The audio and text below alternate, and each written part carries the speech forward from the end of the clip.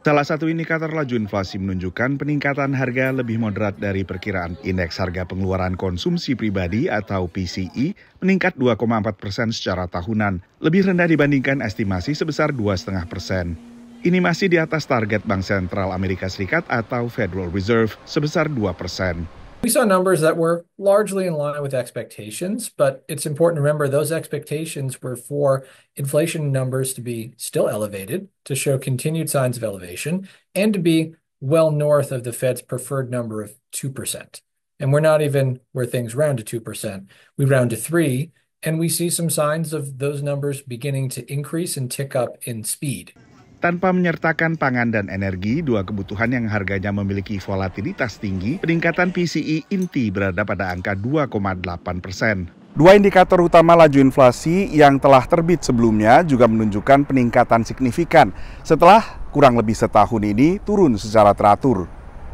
Indeks harga konsumen atau CPI menunjukkan peningkatan harga secara tahunan dari 2,6% ke 2,7%.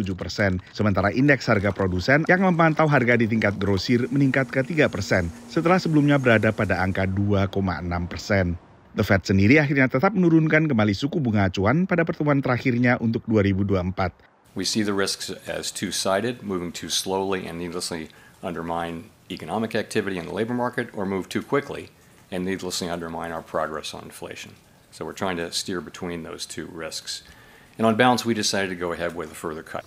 Tapi Bank Sentral akhirnya merevisi proyeksinya untuk tahun 2025 dengan kemungkinan 2 kali penurunan suku bunga, lebih sedikit dibandingkan proyeksi sebelumnya. I think the Fed's trying to tell you that we're in an environment, I think, growth's pretty good.